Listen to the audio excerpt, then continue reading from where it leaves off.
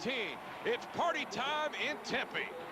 I don't know if it'll ever really sink in. I think, you know, standing there at the end of the game when we knew we pretty much had it, the offense just had to go out there and get a first down and kind of run the clock out. I remember just sitting there in the stadium looking around at all the people that had come out, and you couldn't help it. Just tears were kind of rolling, and you just kind of caught up in the moment. I think it's really just hard to understand what you've done at this point, just because it's such a big deal to a lot of people, and you know, you were out there doing it. Just seemed kind of like another game, just maybe a little different place and more people. But it's something I think over the years is just gonna hit me more and more each time.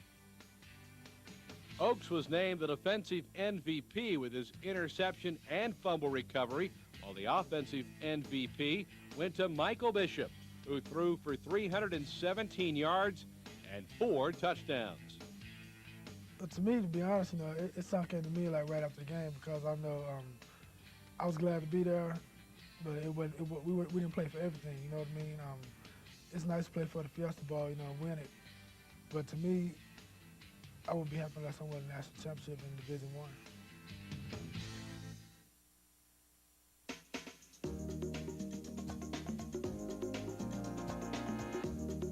One of Bill Snyder's favorite lines is special players make special plays.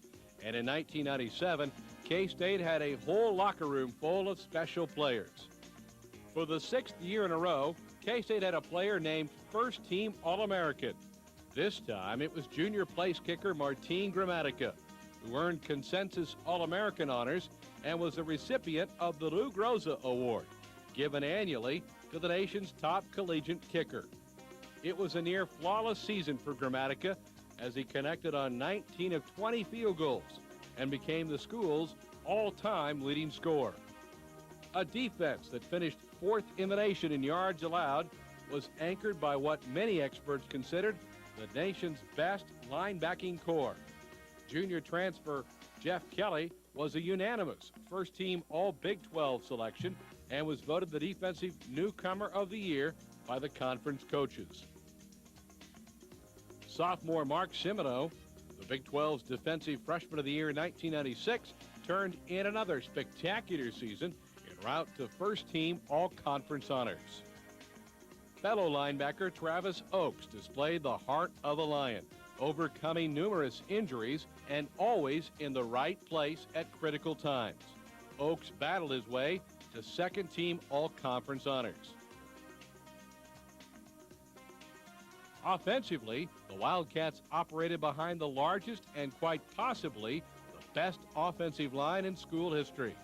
With a renewed focus on the running game, the Wildcats churned out their second highest rushing total in school history.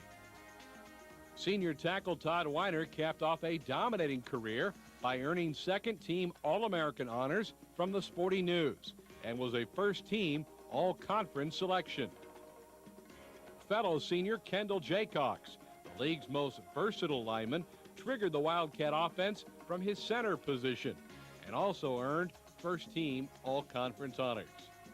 Right tackle Ryan Young also had a standout season and was awarded with first-team All-League honors by the conference coaches.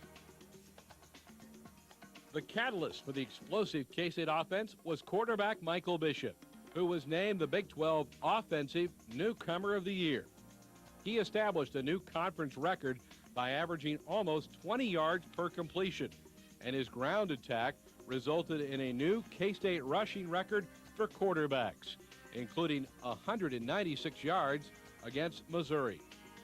Bishop's versatility to run or pass was most obvious in the red zone, where the Wildcats converted 44 of a possible 45 scoring opportunities, including a remarkable 22 touchdowns.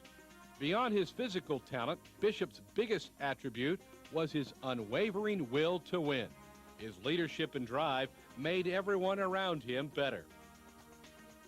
That same kind of desire was contagious on the defensive side of the ball, where nearly every starter earned some type of all-conference accolades. On defense, it all starts up front, and the Wildcats had one of the best front fours in the league, anchored by second-team all-conference tackle Jerome Evans.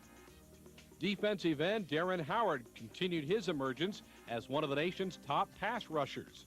Howard ranked 3rd in the league and 11th nationally with 11 quarterback sacks and received second-team All-Big 12 honors.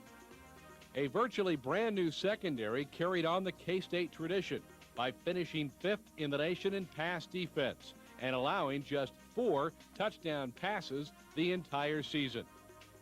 Senior corner Dimitri Denmark proved to be one of the best cover men in the business. He was named first-team All-Conference by one publication and received honorable mention honors from AP and the conference coaches. Safeties Lamar Chapman and Jared Cooper were the last line of defense, and they made sure K-State's end zone was closed on Saturdays. Both received second-team All-Big 12 mention, and Cooper was named second-team freshman All-America by the Football News. On special teams, return man David Allen finished 16th in the nation in punt returns and was a second-team All-Conference honoree. Punter James Garcia ranked 17th in the nation and was a third-team All-Conference selection.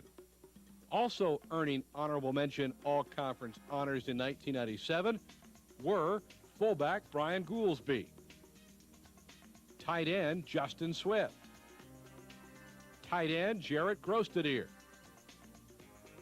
running back Eric Hickson, running back Mike Lawrence,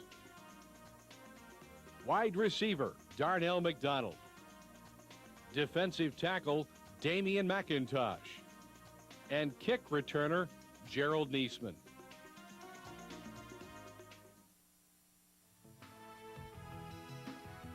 As we attempt to put the success of the 1997 team into proper perspective, most outside observers may look at the 97 season as the pinnacle of K-State's 5-year climb up the national ladder.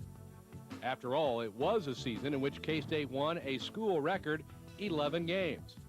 A season in which K-State cracked the top 10 for the 4th consecutive season. And a season in which K-State played in its 5th consecutive bowl game, including its first ever trip to an Alliance Bowl. No doubt, the 1997 team earned its right to be called the greatest team in Kansas State history.